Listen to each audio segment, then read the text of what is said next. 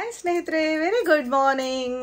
ಹವಾಮಾನ ಬದಲಾಗ್ತಾ ಇದೆ. ಸೊ ಬಲ್ಲಾಲ್ ಸ್ಕ್ಯಾಬೂಸ್ ಅಲ್ಲಿ ಇವತ್ತು ನಾವು ಇಮ್ಯುನಿಟಿ ಬೂಸ್ಟ್ ಮಾಡುವಂತಹ ಅಥವಾ ಶೀತ ಕೆಮ್ಮು ನೆಗಡಿಯನ್ನ ತಕ್ಷಣಕ್ಕೆ ಕಡಿಮೆ ಮಾಡುವಂತಹ ಒಂದು ಮ್ಯಾಜಿಕಲ್ ಸಾರ್ ಮಾಡುವ ದೊಡ್ಡಪತ್ರೆಯ ಸಾರನ್ನ ಖಡಕ್ಕಾಗಿ ಇಮ್ಯುನಿಟಿ ಬೂಸ್ಟಿಂಗ್ ಒಂದು ಏನು ಸೂಪ್ ತರನು ಇದನ್ನ ಕುಡಿಬಹುದು.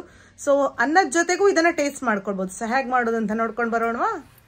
ಒಂದು ಬಿಸಿಯಾದ ಪ್ಯಾನಿಗೆ 2 ಟೇಬಲ್ ಸ್ಪೂನಷ್ಟು ತುಪ್ಪವನ್ನು ಹಾಕ್ಕೊಂಡು ಸುಮಾರು 8 ರಿಂದ 10 ದೊಡ್ಡ ಪತ್ರೆ ಎಲೆಗಳನ್ನು ಈ ಥರ ಕಟ್ ಮಾಡಿಕೊಂಡು ಹಾಕ್ಕೊಳ್ಳುವ.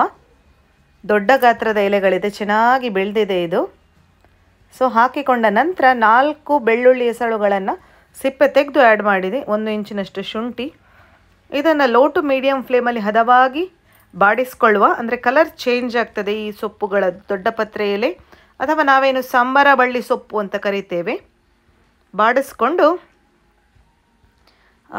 ಈ ಟೈಮಲ್ಲಿ ಫ್ಲೇಮನ್ನು ಆಫ್ ಮಾಡ್ಕೊಳ್ಬೋದು. ಯಾಕಂದರೆ ಹದವಾಗಿ ಇದು ಆ ಬಿಸಿಯಾದ ಪ್ಯಾನಲ್ಲೇ ಬಿಟ್ಟರೆ ಬಾಡ್ಕೊಳ್ತದೆ. ಅದರ ಸತ್ವಗಳನ್ನು ಹಾಗೆ ಉಳಿಸ್ಕೊಳ್ತದೆ ಈ ಸೊಪ್ಪು.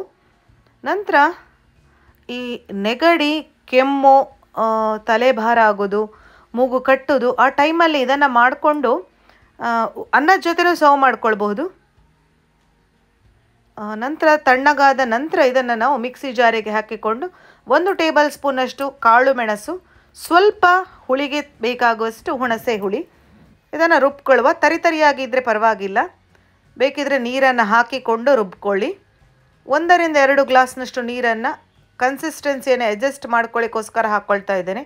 ಅಥವಾ ನಿಮಗೆ ಎಷ್ಟು ಸಾರು ಬೇಕು ಅಥವಾ ಸೂಪ್ ಬೇಕು ಆ ಪ್ರಮಾಣದಲ್ಲಿ ಹಾಕಿಕೊಳ್ಳಿ. ರುಚಿಗೆ ತಕ್ಕಷ್ಟು ಉಪ್ಪನ್ನು ಹಾಕಿಕೊಂಡು ಕಪಲ್ ಆಫ್ ಮಿನಿಟ್ಸ್ ಇದನ್ನು ಕುದಿಸುವ. ಸ್ವಲ್ಪ ಕಲರ್ ಸಹ ಚೇಂಜ್ ಆಗ್ತದೆ ನೋಡಿ.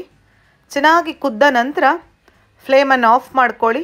ಖಾರ ಕಡಿಮೆ ಇದೆ ಅಂತ ಅನಿಸಿದರೆ ಒಂದು ಸ್ವಲ್ಪ ಪೆಪ್ಪರ್ ಪೌಡರನ್ನು ಆ್ಯಡ್ ಮಾಡ್ಕೊಳ್ಳಿ.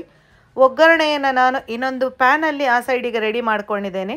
ಒಗ್ಗರಣೆಗಾಗಿ ನಾನಿಲ್ಲಿ 1 ಟೇಬಲ್ ಸ್ಪೂನ್ ತುಪ್ಪ, ಅರ್ಧ ಟೇಬಲ್ ಸ್ಪೂನ್ನಷ್ಟು ಸಾಸಿವೆ, ಸ್ವಲ್ಪ ಕರಿಬೇವು ಹಾಗೂ ಒಂದೇ ಒಂದು ಘಾಟಿ ಮೆಣಸನ್ನು ಹಾಕ್ಕೊಂಡಿದ್ದೇನೆ.